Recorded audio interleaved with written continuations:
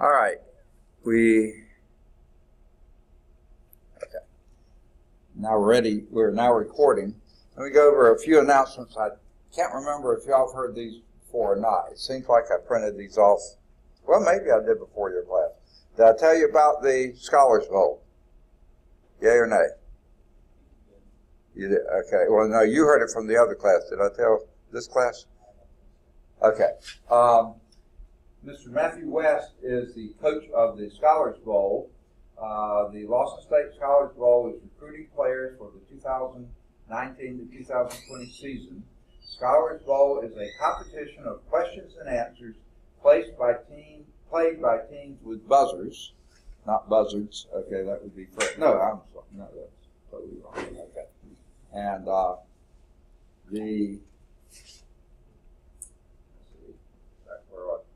played by teams with buzzers. Questions are read, players buzz in without consulting when they think they know the answer. If they give the correct answer, they earn points with a plus a bonus question in which they can work with their team to earn additional points. Questions cover a wide range of academic topics, mostly from science, literature, history, fine arts, geography, philosophy, social sciences, plus pop culture, sports, and current events. Lawson State team practices every week. They say weekly here, but I wanted to make sure you didn't put that in W-E-A-K. Okay. Weekly and competes against other colleges 2 to 3 times each semester. The first practice is tomorrow, September 12th, 12 noon. And it'll be on this campus down in room 261. It's a lot of fun. These people have a lot of fun. Have any of you participated in it before? Scholars Bowl? Okay. It is. They have a blast. They get along well. And frankly, they probably learn as much as they do in most classes. Okay. It's really a good time and very beneficial. So if you want to find out more information, contact Mr. West. He's down this half flight of stairs, just between room 259 and 261. The office in between those two classrooms, that's his office. It doesn't have a number on it, but that's his office. Really good guy, and I think you'll find it a lot of fun. Scholar Bowl team is currently recruiting players with knowledge of any subject, including history, literature, science, music, current events, mythology, and mathematics. Okay, so the other one didn't list math, so I wanted to read that. So, again, contact Mr. West. Phone number's here and also his email, so you're welcome to look at either one of those. We also have a math team, and the math team meets, I don't know if it's the first meeting or any of you involved in the math team. You are. Have y'all met before this term, or is this the first meeting Friday? What's that? They've had another one before. Okay. But they are having a meeting Friday from 10 to 12 in C103. They used to meet in C100, but has it moved to 103? I guess so. Okay, so it's in C103 this Friday. That's Birmingham West Campus. That's the Science Building, room C103. Mr. Rossi is the coach for that. All right. Have any of you, Fred, which program were you involved with this summer? On an internship or something? Was that a UAB thing or what? No, you were up in somewhere else, weren't you? Yeah, I was at NASA. Which? I was at NASA. Oh, NASA. NASA? Okay, were you with the NCAS? I'm doing that. I'll be going there. I did that over the summer as well. You did? Okay. On-site this month. Okay, we have someone here who has done this. Isn't it a pretty good program? You learn a lot, you do a lot, and someone was asking me about compensation. Is there any? Is it like it's not like an internship, but it's no major cost to you. Yeah, no, it's totally free. Totally free. You just don't. And when you do go on something, they usually pay your travel, lodging, meals, and that kind of stuff. And that's what you were doing this summer. Yeah, well, that's what I'm doing. So the summer part is the online portion. Oh, okay. And once you complete that, if you do good enough, then you're invited to the on-site for a week. Right. So And this is talking about the online part here. So it is a great program. Okay, agreed? And yeah, look into it. The deadline is October 16th. Start now putting together your application. Is there any advantage of doing early, or do you know? Okay, so if you want more information, it's here. Lots of websites you can go to. One website with lots of different slashes at the end of it. So check into that. And this is something I got in the mail yesterday when I came in from the Board of Governors of the Federal Reserve System. I went, what, am I in trouble or something? You know, but it wasn't. They have a program. It sounds a lot like NASA's in some sense. They don't mention that they're paying you anything, but you do. It's a competition which the teams act as members of the Federal Open Market Committee and present monetary policy recommendations to a panel of judges. The finals are hosted by the Board of Governors of the Federal Reserve System, and the team members get to meet the federal chair, Mr. Jerome Powell. Okay, so it's pretty impressive. So there's that. That's the College Fed Challenge, and there's a website you can go to and look for that.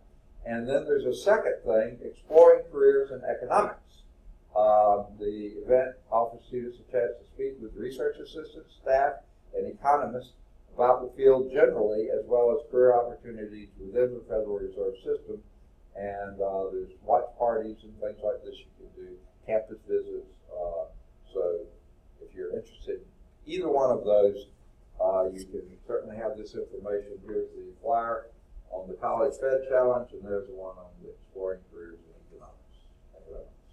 So both have websites that you can go to and find out more information. Sounds like a lot of good possibilities there. Take advantage of them. This is a great time to do it. Okay. All right. Let me get my pen set up. And, well, things have changed today. So, all right. And Todd and Devin. Okay, both Devins are here. Where are the rest of the folks? You know. Okay. All right. Any questions on math or anything else before we get started today? Okay, we're in Chapter 7, Applications of Integration, in Section 7.4, Arc Length and Surfaces of Revolution, and we had done examples 1 and 2, getting ready to start example 3, which is on the bottom half of page 476. However, it's not on the slide set, so we're doing it on this slide that we have here. It says, find the arc length of the graph of y minus 1 cubed is equal to x squared. Okay. On the interval 0 to 8. As shown in the figure. Now they show this, and I'll just basically copy their graph. Okay. They run out to 8. So that'll be 8, that'll be 4, that'll be 2, 1, 3, that'll be 6, 5, 7, and they go up to 5. 1, 2, 3, 4, 5. Okay. Now, let's just do a little bit of plugging and chugging. When x is equal to 0, the right-hand side is 0. The only way the left-hand side can be 0 if y is equal to 1. So sure enough, that starts at the right place. And then they,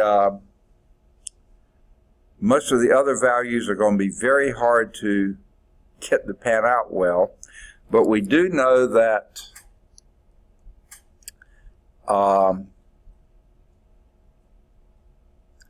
2 cubed is 8, and that doesn't work very well.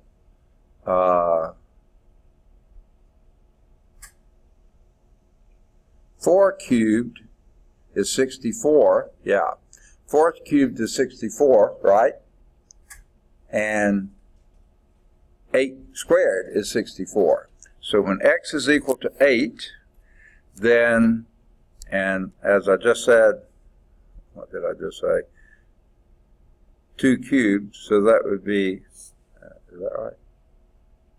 No, 4 cubed is 64.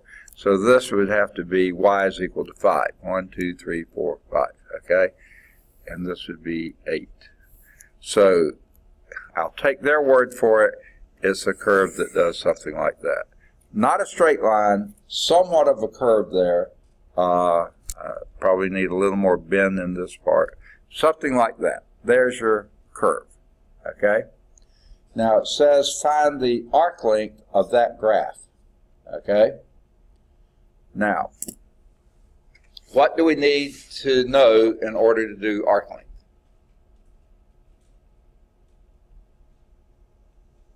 Anyone remember the formula for arc length? That might be a good clue. Was anyone here Monday? No, I was. What's that question?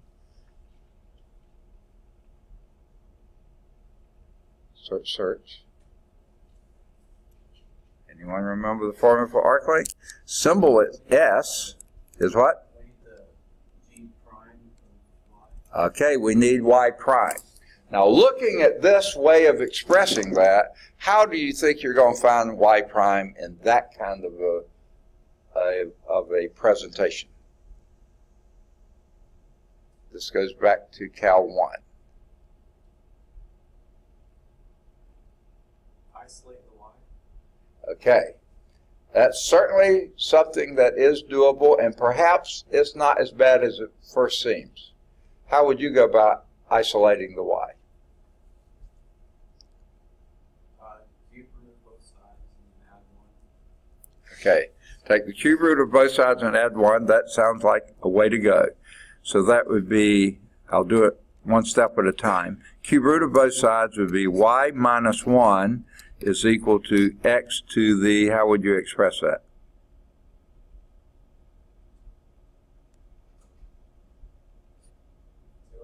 Two over 3. Cube root is 3 is in the denominator.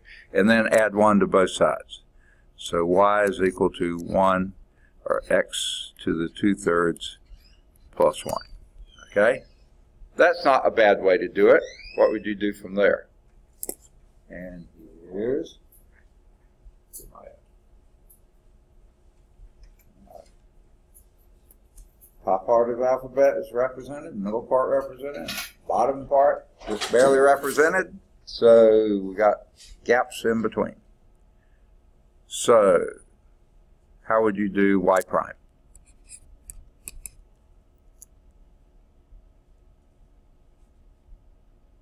In sort of a Cal 1 question. Help me. 2/3 x to the, say again? To the negative 1/3, isn't it? You subtract 3/3 from 2/3 and you get negative 1/3, right? That is a 3 there. That is one of the uglier 3s I've seen in a long time. Okay. Well, it's still pretty ugly. The pen is doing strange things today. Is that right then? What do you do with that? Once you've taken the derivative, what's the next thing? You square it. So we square the derivative, y prime squared is equal to Dawson swimming over. Okay. Middle part of the alphabet is surging ahead here. Your fellow swimmer coming? Yes, sir. Okay, good. All right, when you square that, what do you get? Anybody? Not too hard to square.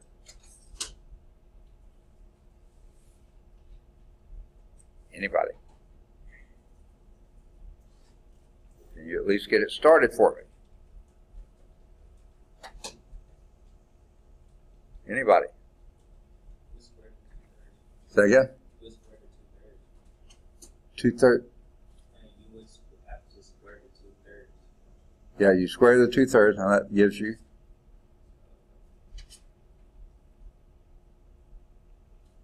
Pretty. Second? 4 ninths. Okay, 4 ninths. Square the 2, square the 3. Okay. Then this part, x to the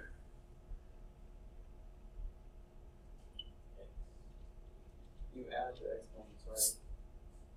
yes. So 4 thirds.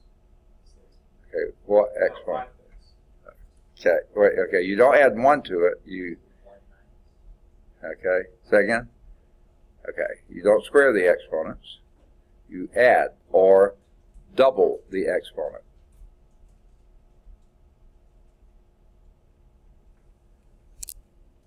Negative 2/3. Now, if that's a little fuzzy of how you do that, write it a slightly different way. Write it this way. Y prime is equal to, get out of there, okay, get out of there, okay, 2/3, and move the x of 1/3 downstairs, so that's the cube root of x. I don't know if you want to do it that way, but it is. When you square that, y prime squared, you multiply it by itself. Well, the numerator just becomes 4. The denominator becomes 9. We got that part. When you square something to the 2/3, to the 1/3 power, it becomes to the 2/3 power. So maybe I should have written it that way, so that would be x to the 2/3. And then when you move it back upstairs, it's minus 2/3. Okay? So you double the exponent when you're squaring something. Double the exponent. Or else. Okay? Now the next thing we do, we need to know. Someone go on and give me the formula for arc length. I know where you're coming from, but let's go on and give it to me. S equals The integral, yeah. Equal what? C to D. Okay. That's if you're doing y's. Let's do, these are on x's, so this will be 0 to 8. Okay, A to B. Square root of 1 plus f prime squared, is that what you said? Yeah. Dx. That's it. That's why we needed, or f prime or y prime. That's why we needed to square f prime or y prime. And what's the next thing we need to do? Add 1 to it. So y prime squared plus 1 will be, if you want to write the 1 first, you can. And since we're in ninths, let's make this 9 ninths plus, I don't know how I want to write this now.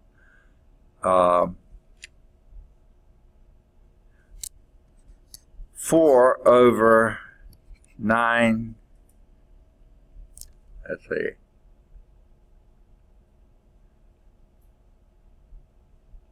Let's write this as x to the 2/3, and this will be 9x to the 2/3. Let's get my x's in there. So that's this thing plus 1. Well, since this is in the denominator, that's in the denominator.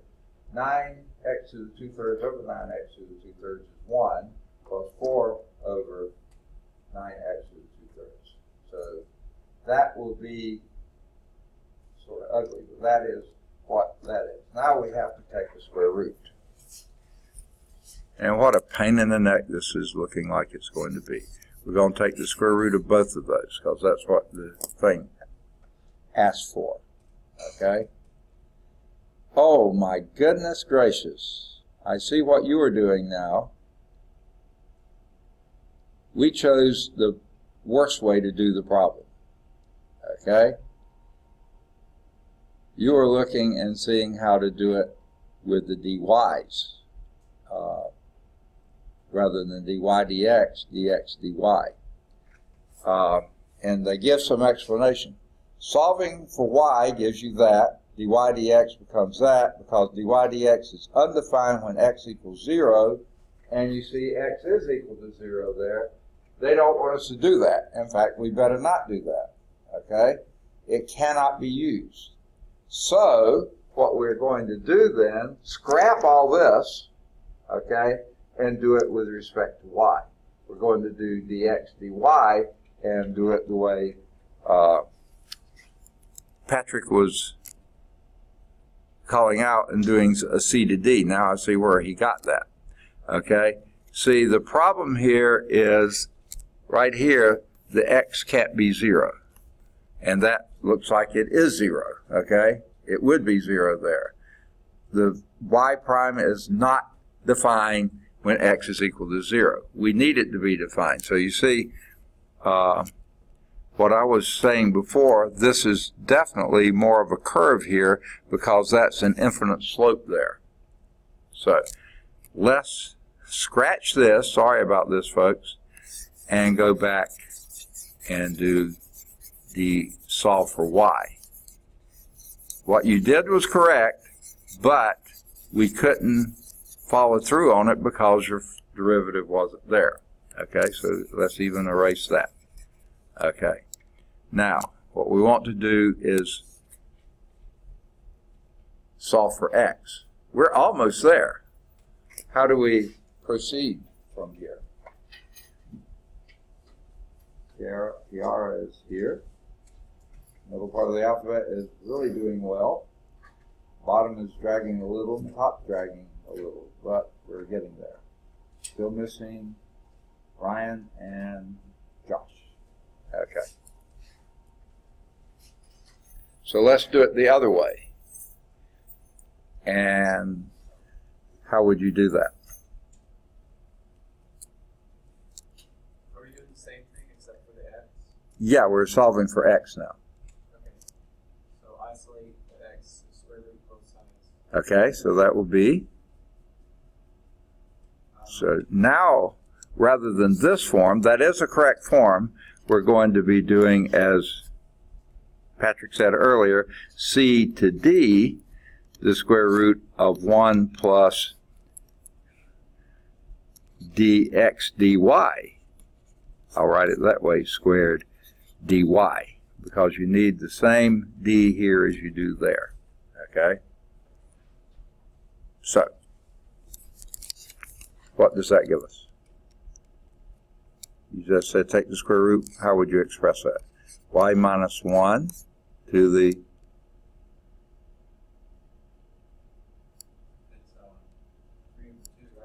3 over 2. The 3 has power. That's equal to x. Now we will do our dx dy, and that would be what?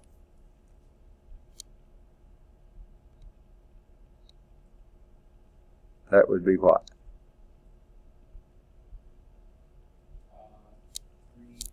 3 halves y minus 1 to the 1 half power. Okay?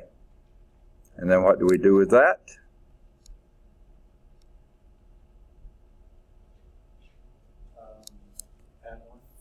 Not yet. Square it.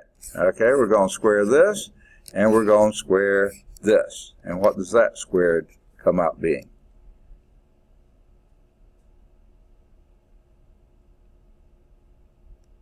Anybody?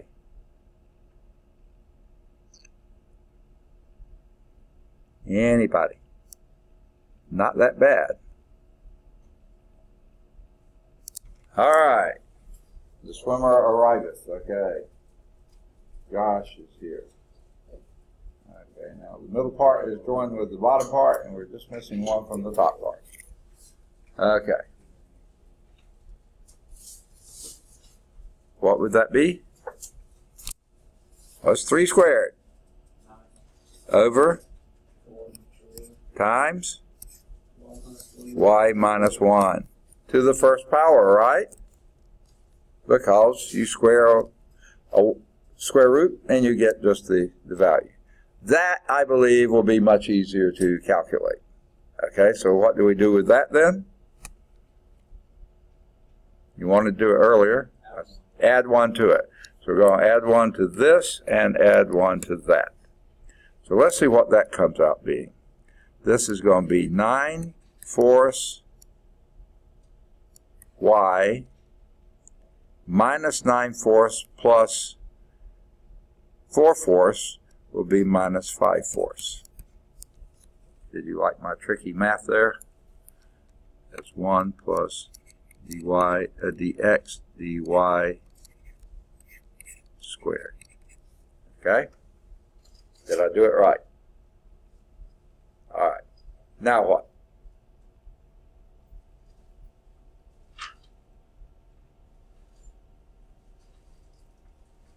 What you want next? Take the square root of that. So the square root of this is the square root of that. And I'm going to pull out the 4 in the denominator and make it the square root of 9y minus 5 over 2. Are you happy with that? So happy as a clam, right? Now, what's perhaps a better way to write that if we're going to do an integral next? Can't you think of a better way to write it? I don't like integrating radicals. How would you write it?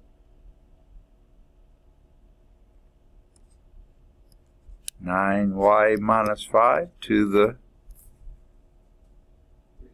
1/2 power, right? Over 2. Okay, that's our integrand.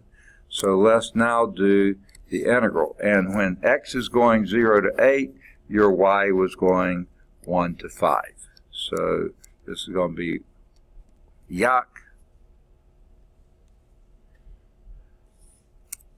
Okay. 1 to 5, that's what you're integrating over y's, okay, times, and let's pull the 1/2 on the outside, okay, and you got a 9y minus 5 to the 1/2 power dy. Now, can we do that integral? What you think? Anybody? What would be your approach?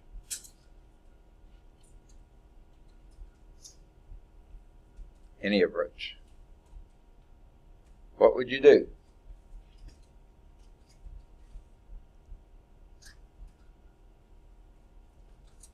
There's a couple ways to approach it, so I want to know how you see it to approach it.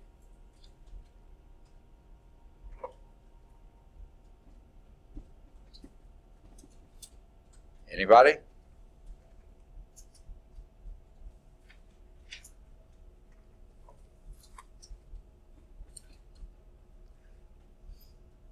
I have an older gentleman in my next class.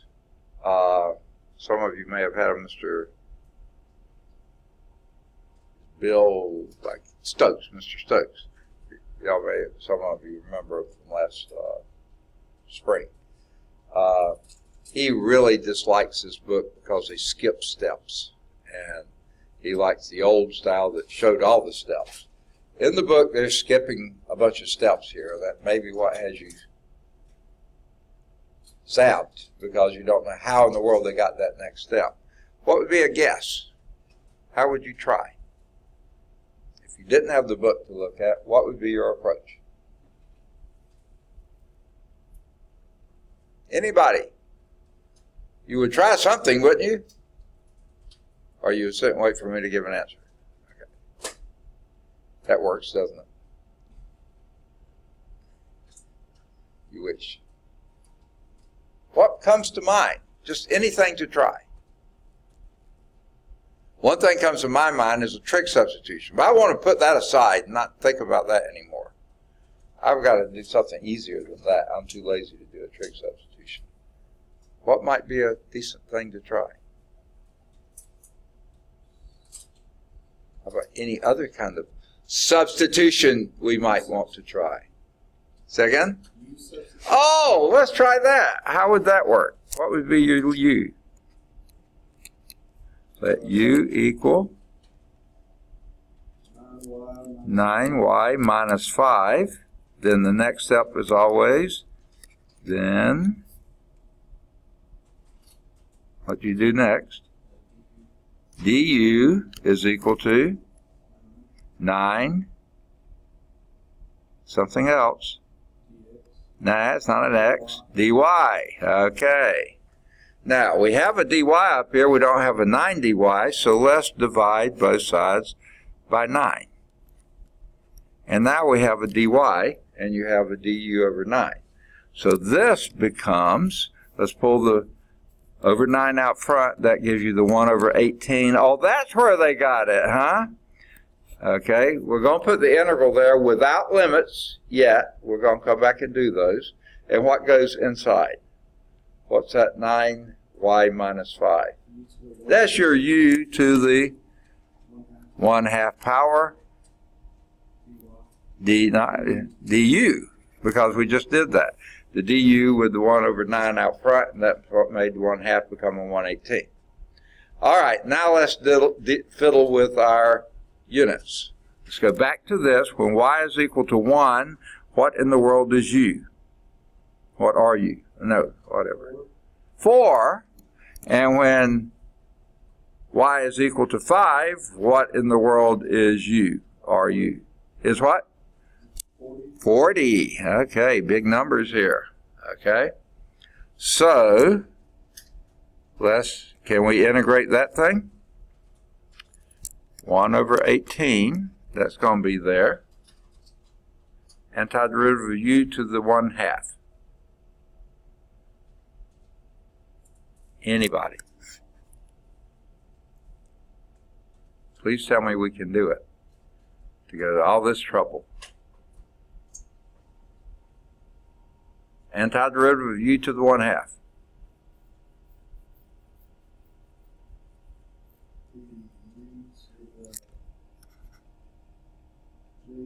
To the 3/2 over 3/2, or another way to express that is times 2 over 3. I like that. Okay? Now, and we're going to evaluate that from 4 to 40. Okay. Now, before I do that, though, I'm going to go on and wipe out 2 into 18 and make it a 9 down here. But then 3 times 9 is 27. So this is going to be 1 over 27 times, and now I'm going to just plug in the u part. All right. Now, I think I want to take a square root first. What is the square root of 40?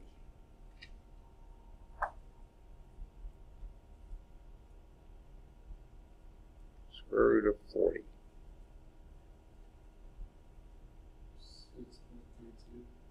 Okay. Would it be something like 2 root 10? Oh, okay. 2 root 10 will work, right? So the first part, I've already pulled my numbered part out, so it would be a 2 root 10.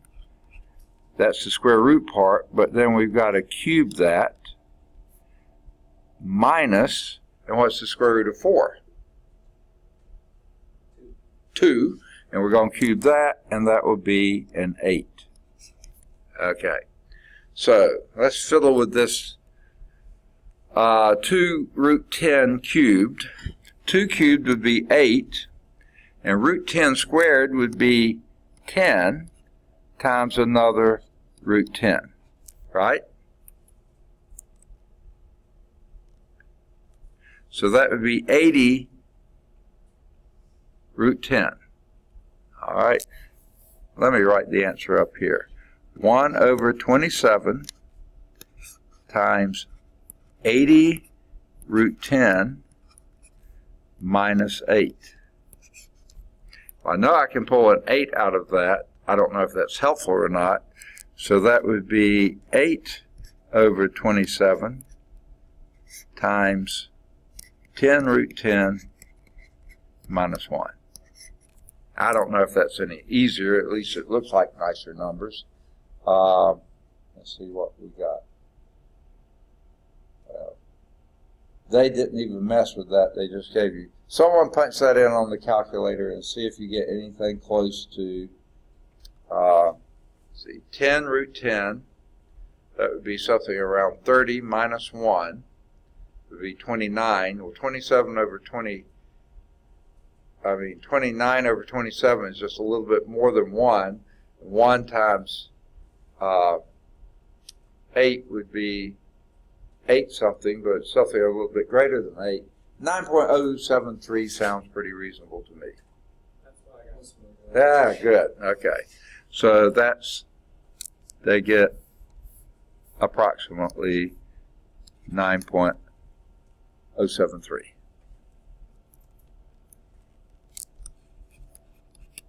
All right. What a wonderful problem that was, okay? Now you see, doing it the first way, the way they indicate you need to do it, when you took that first derivative, I still left it up there, you see you can't have the 0 included because the first derivative is undefined there. And you can't put something under your radical that's undefined, and that would have been. So then we change it and solve for x rather than y. Now I was thinking that when y'all saw the original one, you would have said, let's do an implicit integration, differentiation. I knew you were thinking that, but you were just scared to say it, right? You remember how to do implicit differentiation? Oh, okay. If you did it with respect to y, that would be 3 times y minus 1, chain rule, y prime is equal to 2x. And that would have given you the same thing we got there. Might not look like it, but it would. But if you did it the other way, the way we just did, you don't do the y prime here, you do your x prime here. That should do x dy. Then divide this, and you still have to fiddle around with radicals. So it doesn't get any better. I thought maybe it would, but it doesn't. So the way you did it was fine. And we got the right answer to boot. Any questions on that? Rather bizarre kind of problem, but remember, you have to come up with all kinds of weird problems to get anything you can find an arc length exactly, okay, or even approximately, because you have to have a function that when you take its derivative, square it, add 1 to it, take the square root of it, you get something you can integrate. That's a tall order, okay? That one had one you could do, but it was real convoluted. Let's do another one, bless you, over and over and over again, okay? Any questions for our race? Okay? Too late? Okay, no. This example 4, if you have problems with it, you can go to larsoncalculus.com for an interactive version of this type of example. Let's see what we got with this. Find the arc length of the graph of y is equal to log of cosine of x. Oh, I've always wanted to know what that was. Okay. So, and it says from x equals 0 to x equal pi fourths. Okay? Now,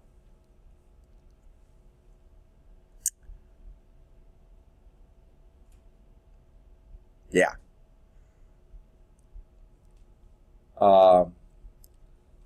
They show a graph here, and I will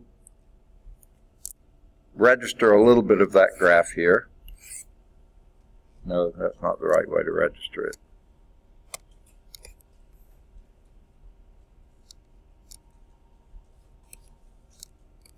Okay. Here is your 0. Okay. And when x is equal to 0, what is cosine x?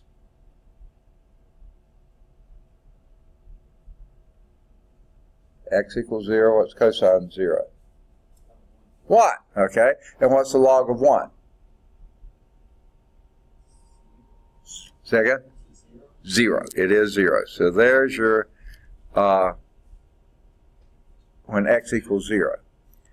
Okay, when x is equal to pi fourths, what's cosine x? Cosine of pi fourths is?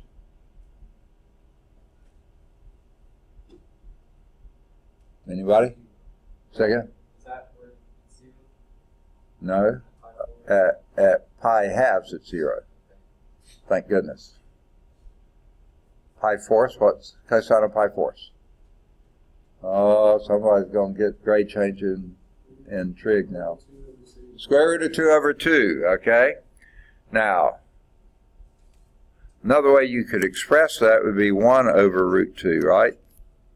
Or 1 over 2 to the 1/2 power, which you could say, and how to think about it, is 1/2 to the 1/2 power, right?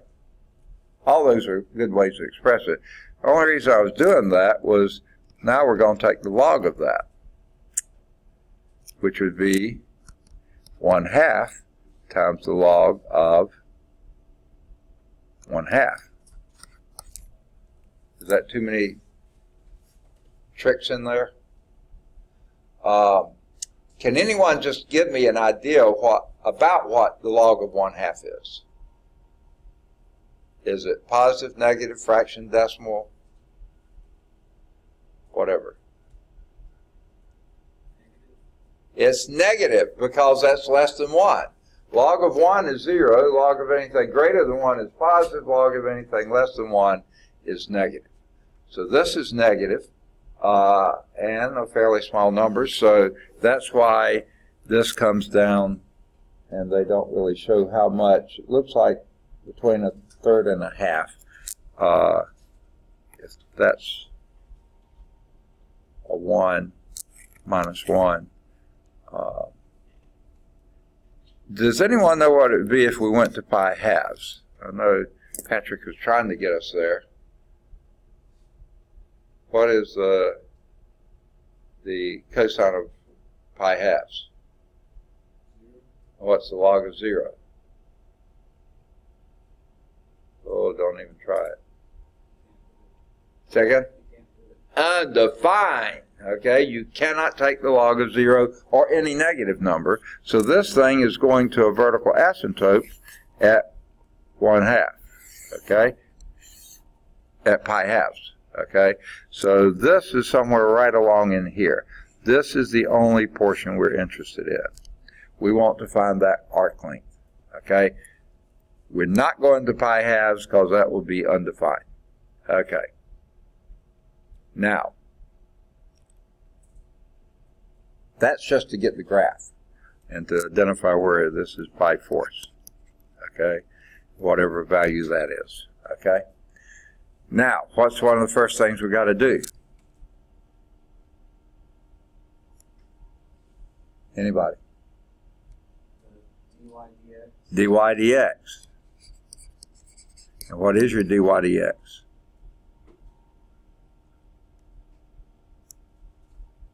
It's the derivative of a log. Okay, very good. Phrase that way. Where u is cosine?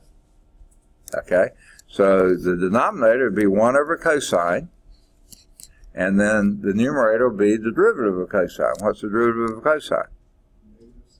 Negative sine. And what's minus sine x over cosine x?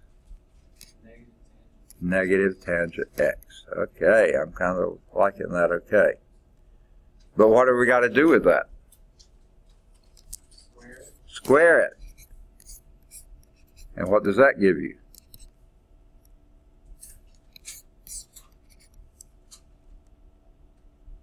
Anybody? Second? Tan squared x. Okay? Perfect. And then what do we do with that?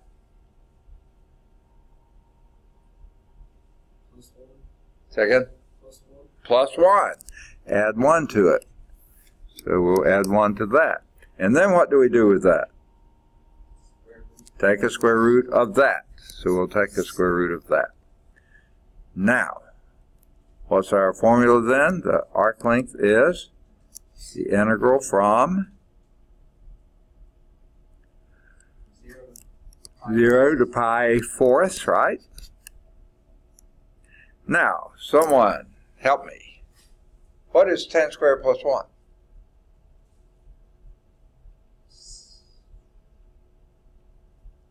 That long ago? Second?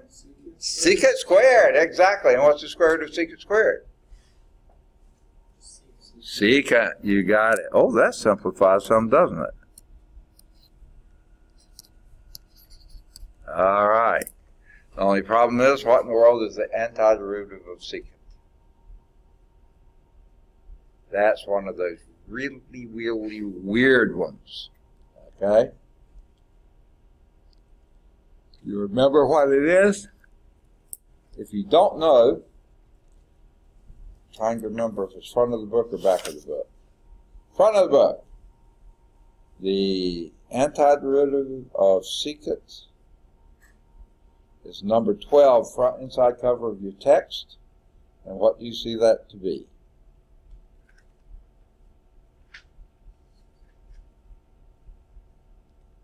See it?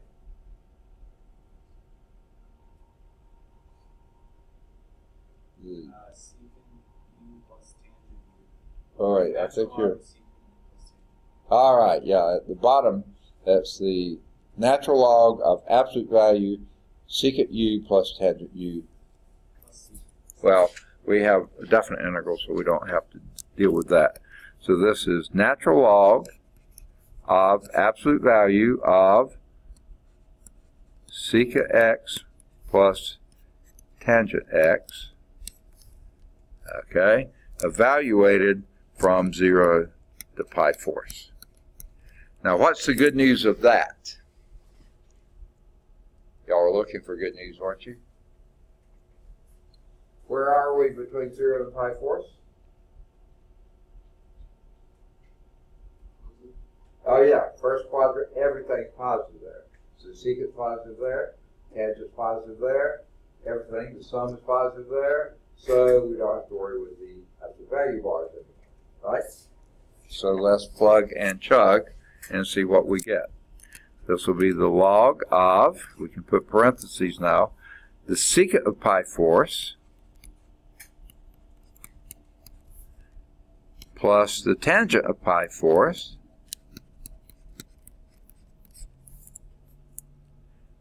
minus the log of secant 0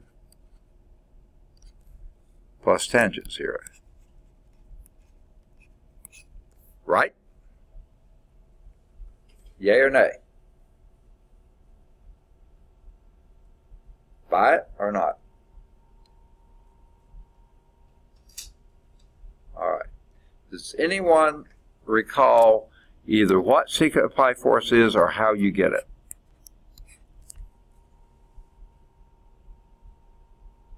What is secant?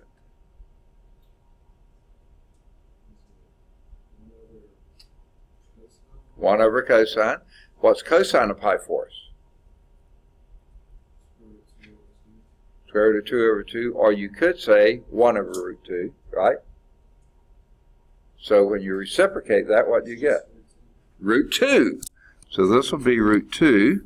Remember, secant and cosecant are always either greater than 1, greater than or equal to 1, or less than or equal to minus 1. They're never in between plus or minus 1, because sine and cosine are in between that, so secant and cosecant have to be outside of that. So root 2 is a reasonable value, okay? How about tangent of pi fourths? 1. Oh, that came out nice, didn't it? Minus the log of, what's secant of 0?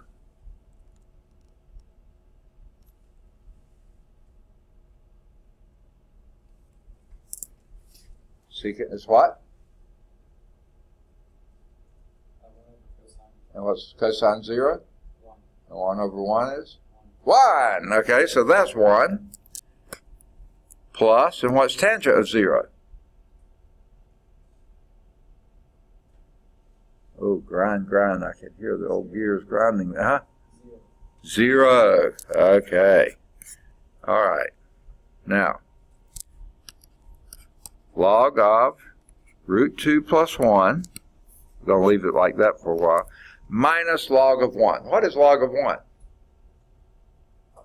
Natural log of 1.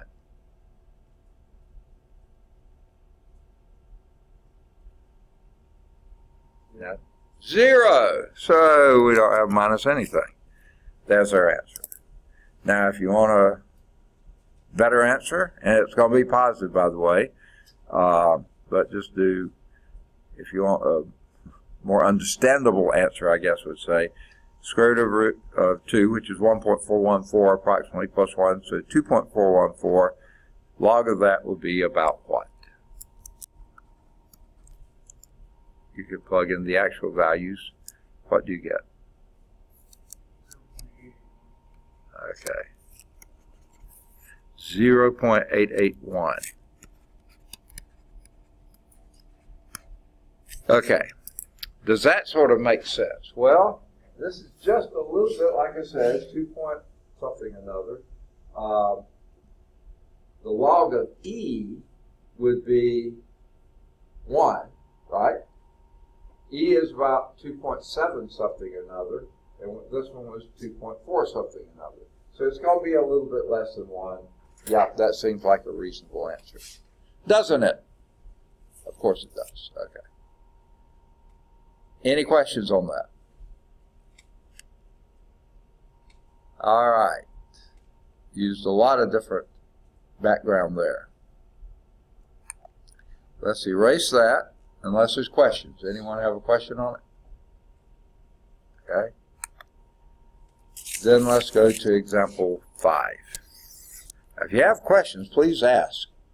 An electric cable is hung between 2 towers that are 200 feet apart, as shown in the figure.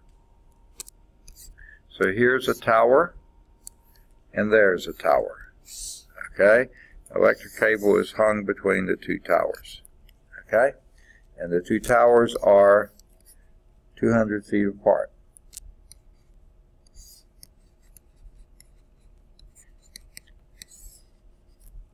Okay. The cable takes the shape of a catenary, whose equation is, this is the shape of the catenary. Now, everything depends on how you set up your axis, okay? And they're setting it up this way. So this is 100 here. This is minus 100 here. This, of course, is 0 in the middle. And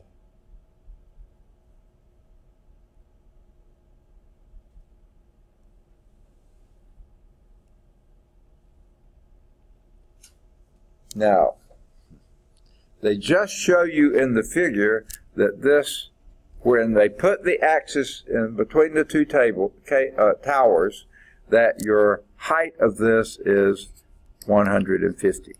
Now, they told you that in the thing. The problem didn't say that, but it says, as shown in the figure showed that height being 150, I'm assuming feet. Yeah, because we're 200 feet. Okay? Now,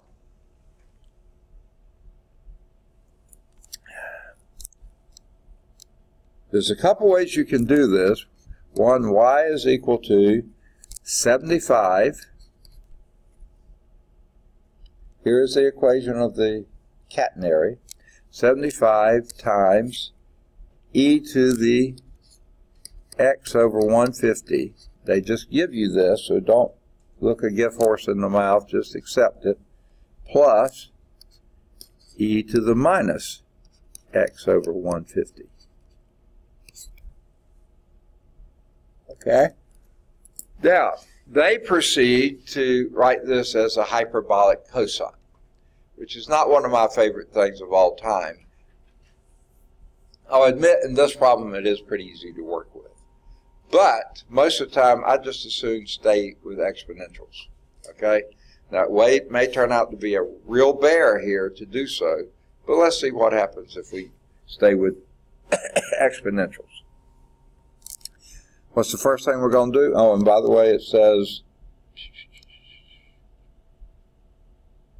find the arc length of the cable between the two towers. So we want our arc length to be from here to here, so that is the S from minus 100 to 100. That's what we're looking for. The arc length between those two two towers. Okay, I can't talk. So what are we going to have to do?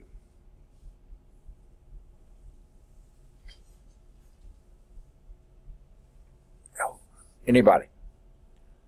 You distribute the 75 through. Say it again. You distribute the 75. Okay. You could, but what's going to be one of your first steps? Say again. Okay. Yeah. How about this? Let's write down what our formula is, right? You mind doing that? S is equal to, what would it be in terms of this?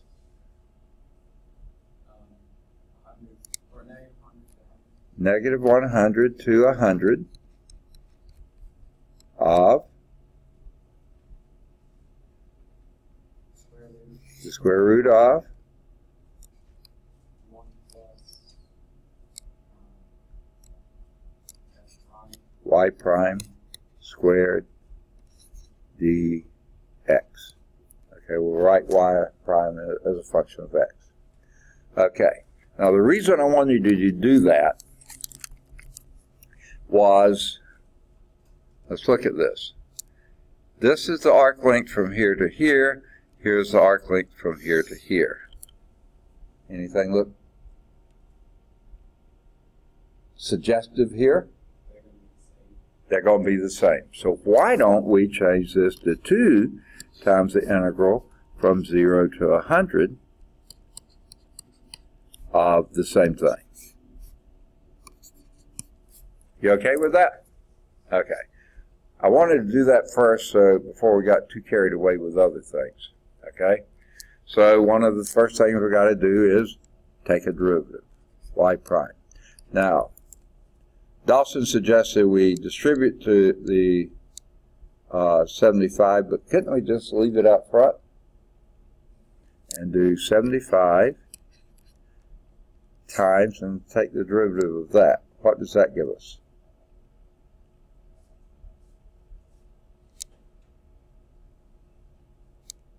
Anything? E to the x over 150. Anything else?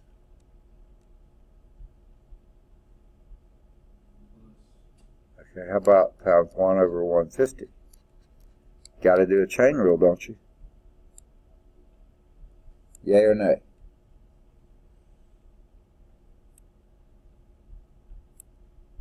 Y'all have heard of that, right? Don't have to go back and read figure some Cal 1 grades too. Okay. So that's 1 over 150 there. Continue.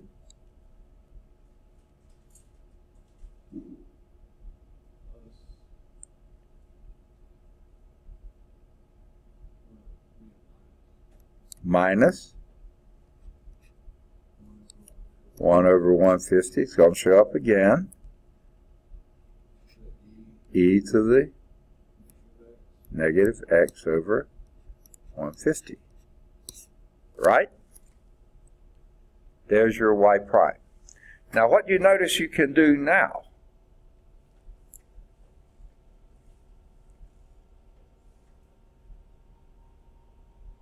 can't you factor out the 150?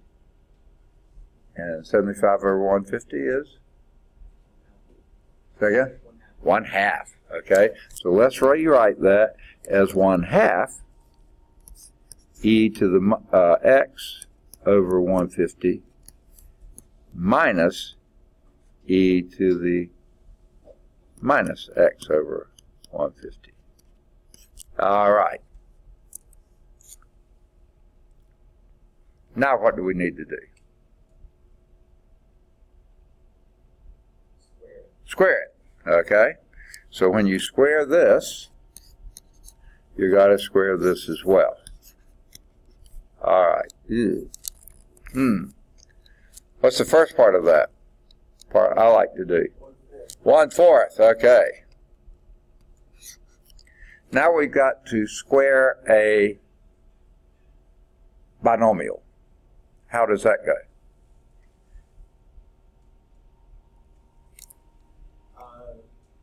You double it, right? Say again? You double it, don't you? Okay, you double what? I think there is something you double, but I want to know what. Like, it becomes x over 75. Ha, good, okay. So you square the first term, which is e to the x over 75, because you're squaring you're doubling the exponent, which, yeah, I see what you're doubling now, okay? So that's the first part. Minus. Okay. That's certainly going to be in there, but is there anything else?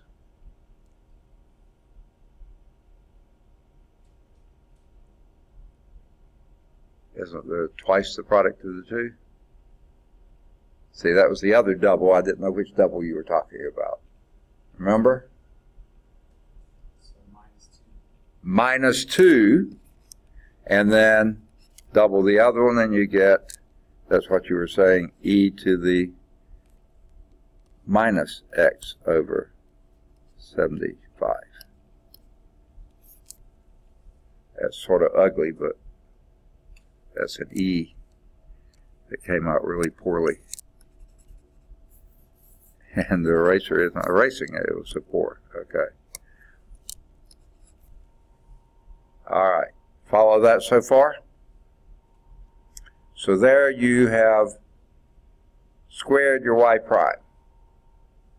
Now, this may not seem like a good idea to you, but I'm going to do it anyway. I'm going to distribute the 1/4 inside now. Dawson's been wanting me to do that a long time, but I resisted. But now I'm going to do it. That's going to be e to the x over 75 over 4 minus what?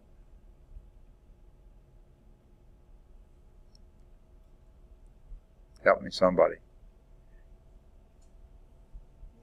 1/2, okay? Plus e to the minus x over 75. Whoops. That's supposed to be everything here over 4. Okay. I don't need that closed parentheses. Okay, that's that thing squared, just distributed it, or whatever you did to it. All right, let me see if I'll clean that up a little bit too. Okay. Now, what are we going to do to it next? We took a derivative, we squared it, and now we add 1 to it. So the plus 1 here is going to be, get out of there, plus 1 here. Now what does that become? E to the x over 75 over 4 plus 1/2 plus e to the minus x over 75 over 4.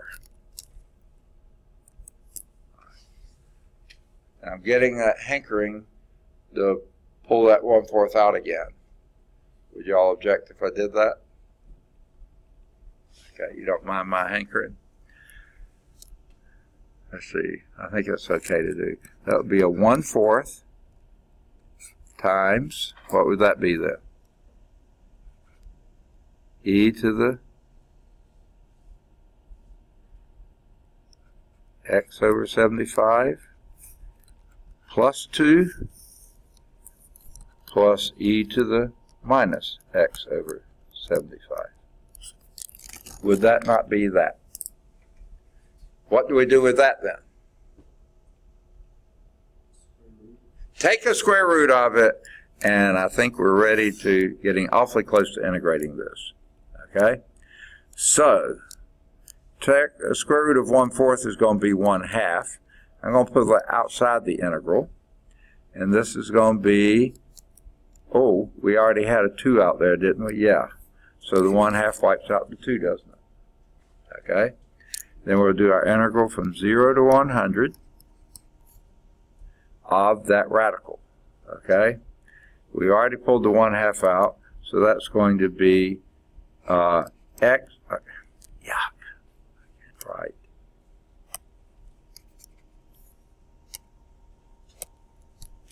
E to the x over 75 plus 2 plus e to the minus x over 75 dx, right?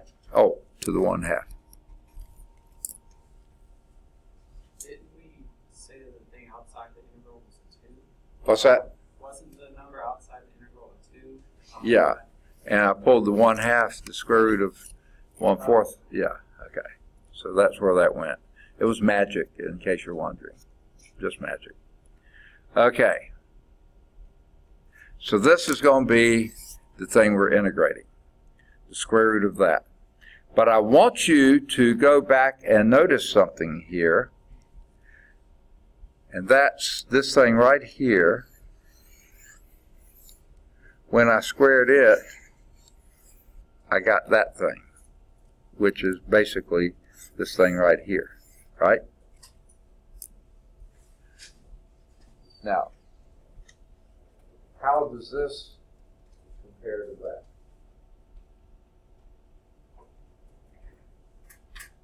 That square root of this thing.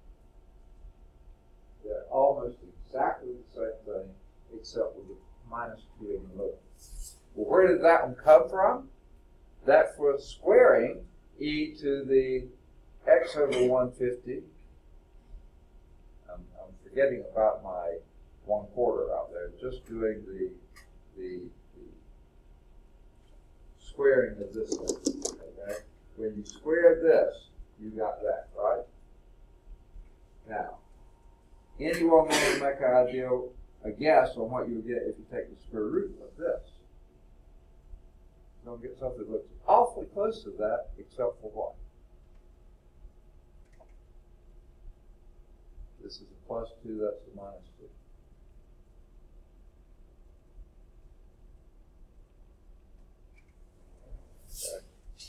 Okay. This is called pattern analysis, basically. When you square this thing right here, you got that. What we're doing is taking the square root of something that looks almost like this, and what does that give us? X over 150. It'll be x over e to the x over 150 plus e to the x minus e to the minus x over 1. All the difference is the minus sign. Because the reason the minus came here is when you do twice the product of that, you get, because the product of this is minus 1, minus 2, product of this is a plus 2, so that must mean you just change the sign there. Okay? All right. Not sure Mr. Stokes would approve of my analysis here. Okay. I'm going to erase this because it's in the way. I don't think we need it anymore, do we? Please say no. Okay. So when we take the square root of that, our integral becomes integral from 0 to 100 of e to the x over 150 plus e to the x over minus x over 150. Okay? dx. Okay. Now, I think maybe we can do that integral, can't we? Okay, do you see what happened there? I took the square root of this thing and got that. Don't believe me, square that and see if we go through this. Are you convinced you do? I am too. Okay. So let's see if we can take the integral of that. Antiderivative of x of e to the x over 150.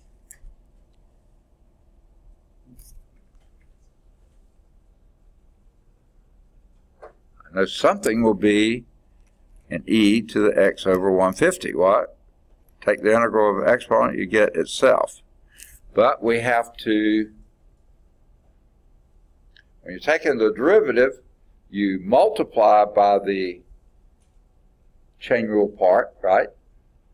When you're doing the antiderivative, you divide by the chain rule part. Does that kind of make sense? Okay, so that would be a 150 out here, wouldn't it? If we don't believe it, take a derivative of that and see what you get.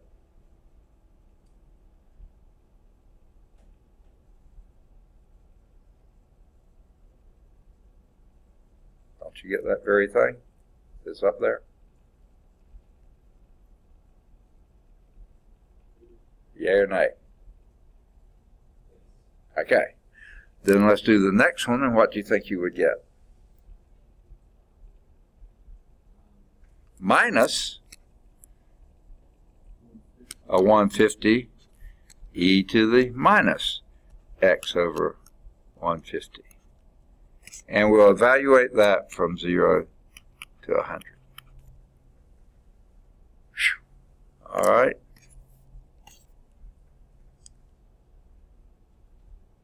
I need more room. Okay. So what I think I'll do is come up to the top of the page here, and let's erase all this. I think we've already used it, so we don't need it anymore. That was kind of scratch work anyway. And let's see if we can evaluate that up here at the top. Okay, first I'm going to pull out the 150. That makes it easier. And that looks like, to me, it'll be e to the 2/3. Does that look like what it'll be? Minus e, I already pulled out the 150, e to the minus 2/3. Minus, 150 is on the outside, e to the 0, which is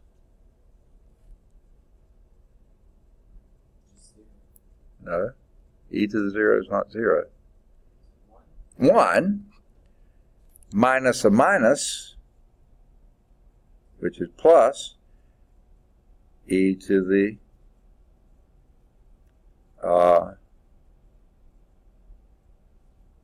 minus 0, which is 1 over 1. Which I think that comes up to be then a plus 1. And those two add to 0. Now, getting myself a little wacko here, but I believe that's what it turns out to be. First is a minus, and then the next is a plus. I think they wind up that. So, let's see. That is exactly the answer they get. 150 times e to the 2/3. I don't know. Oh, I do know why that's there. Okay, so we can do away with that because these went to 0. Okay, so there's our answer. 150 times e to the 2/3 minus e to the minus 2/3. Now, got a little bit of calculation to do there. E to the 2/3 minus e to the minus 2/3. That's something I can't do in my head. And then multiply that answer by 150, and what do you get? Approximately.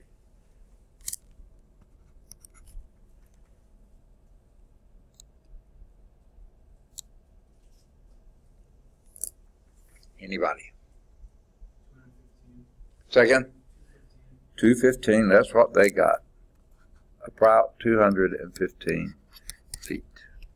Okay. Now, does that even kind of make any sense at all? Well, we know there's 200 feet between the towers, so it can't be anything less than 200, can it? 200 would be stretched tight, and you wouldn't do it, you pull the towers down, okay? Gravity would do that for you, okay? So you have to have that catenary in there, and they don't give you the height of the towers. Thank you very much. We didn't need it. But all we know is 150 off the ground, so that doesn't tell us anything either. So the fact that you have about 15 extra feet to account for the dip, I'll buy it, okay? It's a reasonable answer. Doesn't say it's right, but it is a reasonable answer. Any questions on that? Now, they did it. I can't believe it.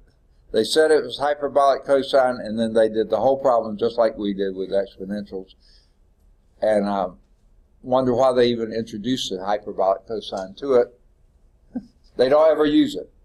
If you use it, you have to look up in the table, and you'll find the hyperbolic sine will be the and then you still have to go back and figure it out using exponentials. So why not use exponentials all the way? Which works. Somewhat of a pain in the neck, but it works. Any questions on that? All right. Now finally, we're ready for area of a surface of revolution. Okay? Here's a definition for the surface of revolution. I haven't taken out my watch. Y'all love to let me go over, don't you? Okay. Because you just want all your money's worth of it. Okay. And more. Definition of surface of revolution. When a graph of a continuous function is revolved around the line, the resulting surface is called the surface of revolution. We've done that before when we're making solids of revolution. Now we're looking at a surface of revolution. The area of a surface of revolution is derived from the formula for the lateral surface area of a frustum of a right circular cone. Oh, of course. Yes, one of my favorite shapes of all time, right? And here's what they mean by that. Okay? Consider a line segment here that you know the length of. That's your capital L here. Okay? Okay? All right. Where L is the length of that line segment. Okay? R1 is the little radius here at the left-hand end, and R2 is the big radius at the right-hand end. It doesn't matter which is little and big, it's just the radius at the right-hand end of that line segment. You're doing this around some axis of revolution here. Okay? Now, when a line segment is revolved around the axis of revolution, it forms the frustum of a right circular cone, where this is the surface area of it is 2 pi times r. Okay? I haven't defined what this r is yet, times L. Well, what is this r? R is exactly half it's the average of those two. Okay? You add them together and divide by 2. It's the average of the left hand and right hand end. If it's a right circular cone, a line going around that will give it to you. The other way to look at it is, and this may not be fair, but take that radius in the middle here. That's going to be your R, which is exactly half the sum of those two. It's the midpoint, the radius of the midpoint. Okay? One half of that. Okay. Now, they kind of pulled this out of the air somewhere. Probably it's located at the front or back of your book somewhere, or else they just pulled it out. That is the lateral surface area of a frustum of a cone, right circular cone. Okay. Now, what does that look a lot like?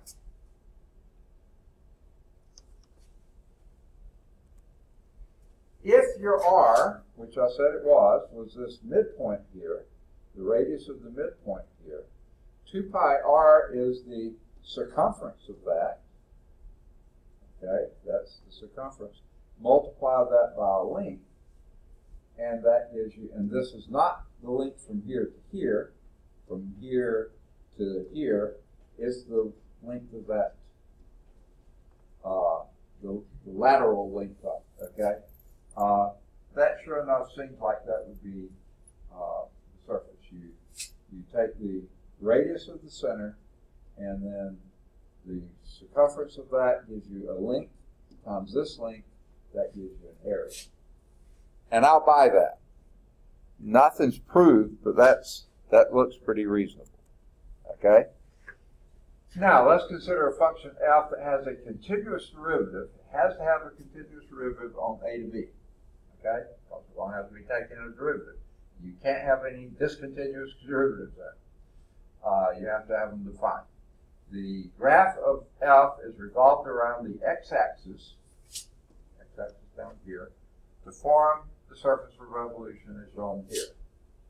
Looks like a Gauss, okay, a base or something like that. This curve here revolved around, that gives you that. Now,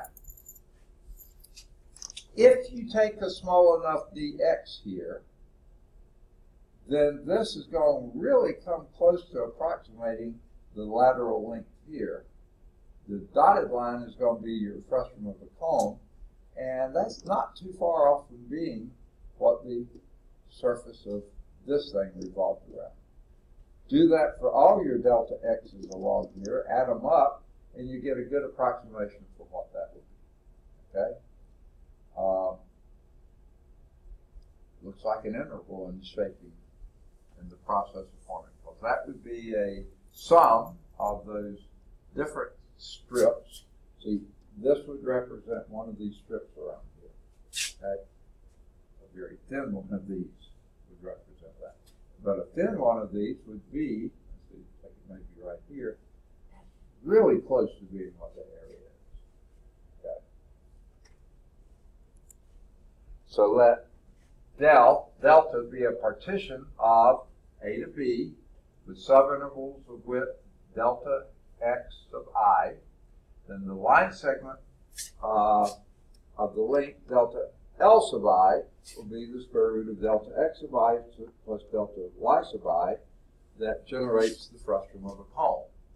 Whatever your delta x sub I is, I guess we need to go back here and show there's your delta y sub I. So the length of this is this thing squared plus that thing squared. Take the square root of it. And so sure enough, that's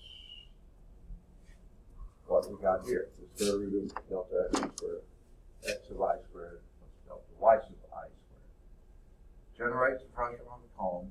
Let r sub I be the average radius of that frustum, okay? By the intermediate value theorem, a point d sub I exists in the ith subinterval, such that r sub I is some function of that d sub I. There's some point there that would be exactly that. The f, and the f is a function of that thing. So whatever d sub I would give you exactly that r sub I. The lateral surface delta s sub I of the frustum would then be 2 pi times that r sub I, which is your average radius, times that delta x L sub I, which is this one. Okay? Well, then if you start plugging these various things in, 2 pi, this r sub I is your alpha d sub I. Okay? Your delta x is your square root of delta x sub I plus delta y sub I plus delta L sub I. So what we have then, oh my, is 2 pi alpha s times the square root of, what they've done here, tricky, they divided everything in here by delta x of I and multiplied delta x of I squared on the inside, multiplied by delta x of I on the outside. So that gives you a 1 here, delta y sub I over delta x of I squared here, and delta x of I there.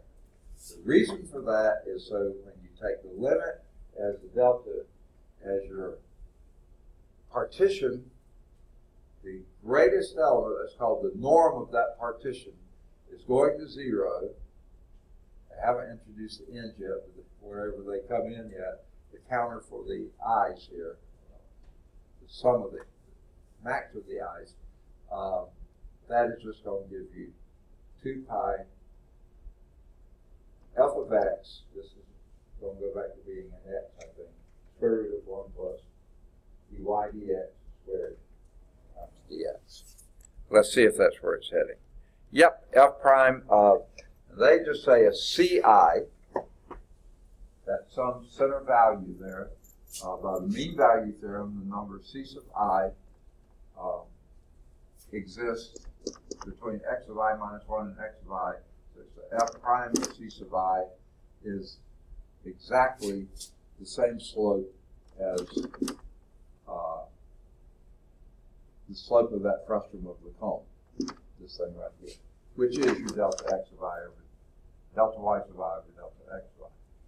So the delta s of I, boy, they just drag this out, don't they? Okay, this is surface here. That little segment, the area, that surface area of that little segment is 2 pi times alpha d sub I times the square root of 1 plus L prime of c sub I squared, d sub I, c sub I, delta I times the delta I. Total surface area can be approximated by, as you let the norm go to 0 and the norm of that partition go to 0, then your S will be 2 pi, oh, I'm sorry, they still got the summation here. We haven't done that part yet. The summation, I equal 1 to n, there's your n, you it's going to show up somewhere here. L sub d sub I times the square root of 1 plus L prime of c sub I squared delta x sub I.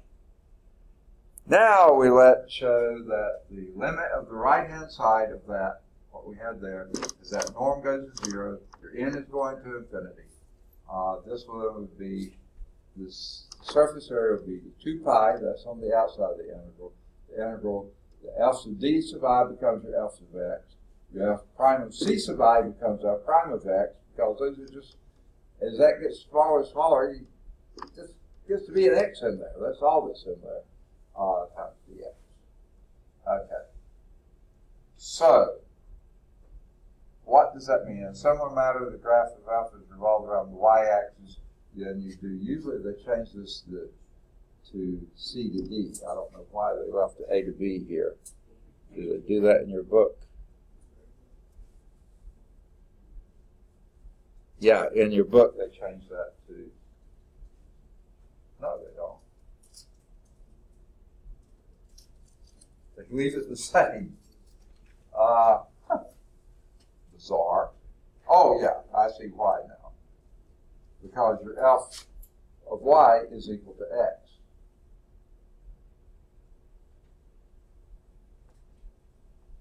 But I don't know if I can justify leaving that the same.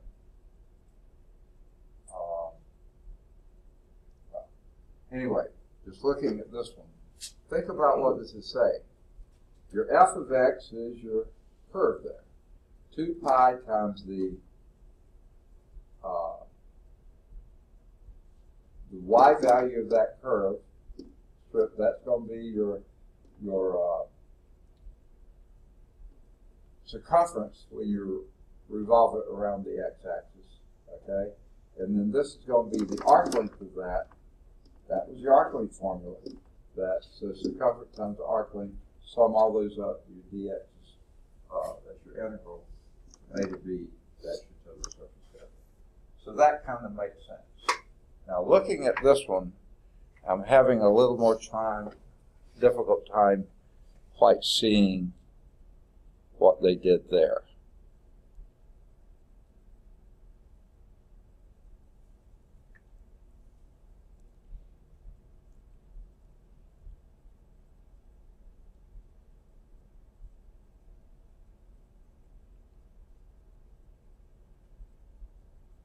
Okay.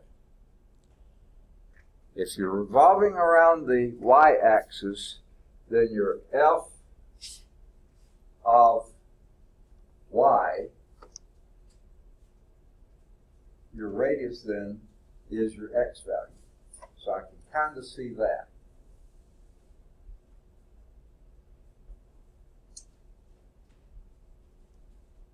And I guess the rest of it, your arc length is still that piece of it. So I guess that does make sense. So you can leave the B and the A here. Okay. Now, they say that above, okay, and yet when they give you, okay, these two formulas for S, you can regard the products of 2 pi f of x and 2 pi x as circumferences of circles. That's what I was saying. Trace around the point xy on the graph as f is revolved about either the x-axis for here or the y-axis for there. In one case, the radius is this, in the other case, the radius is just x. You do this around the x-axis, the radius is f of x. That's this one. And when you do it around the y-axis, it's just the radius is your x. That's your x value here. Now, the incremental arc length here is then the same. They don't show on this one. The square root of 1 plus L prime squared. So that, whether you're rotating around here or rotating around here, that arc length is the same. So that's why they didn't mess with the other part. So they left it like this. Now, they say all that, and then when they give it here, they change it to this, okay? And I guess there is a subtle reason for that. So here's the definition of the area of a surface of revolution. That y equal f of x have a continuous derivative. It has to be a continuous derivative on the interval from a to b. The area S of the surface of revolution formed by revolving the graph of f about a horizontal or a vertical axis would then be S is equal to 2 pi times the integral from a to b. Now this time they plugged in an r of x rather than f of x, okay? And what they're saying, whichever axis you're revolving around, you use that radius. If that radius is your f of x, you put in f of x. That's if it's going around the x-axis. If it's going around the y-axis, the r of x is your x. So that's what they've done, and you leave this part the same. Where r of x is the distance between the graph and the axis of revolution. Now remember, it doesn't have to be the x-axis or the y-axis. It could be the line y is equal to 7 or x equal -3. That could be what you're revolving around. So that's what your r of x is measured from. Your arc length, though, is always that same thing. Okay? If x is given as some g of y, okay, on the interval from c to d, then this is the part we're used to seeing. Then the surface area would be 2 pi. Again, this r, but now the r is a function of y, okay? Because this is a function of y, and your d is y. So this is exactly like this, only now you figure your radius as a function of y rather than a function of x. And then you use your arc length as a function of y as well. For r of y is the distance between the graph of g and whatever your axis of revolution. A vertical axis or a horizontal axis. You figure out what that is. All right. How are we doing? Second? It's time, all right. Yuck. Didn't get as much covered today as probably we should have. But this was sort of convoluted kind of stuff. Example 6 is where we'll begin next time. And we're almost through with 7.4. Okay? We'll finish this next time. You can do homework exercises here, 5. That should be at Calc Chat. Either 7 or 9. They're both at Calc Chat. 7's at Calc View. Any of the odds 11 through 19, they're all at Calc Chat. 21 through 39, they're all at Calc Chat. 31's at Calc Chat. 33 is one very similar to what we did, so that's should be a calc chat. You might be able to try 35, it should be a calc chat. 37 should be a calc chat. You can try doing 39. No, let's hold off and we'll do that after we do the next two examples. So stop at 37. Good deal. Have a good weekend. Of course, working calculus will make it good, right? Yes. Okay.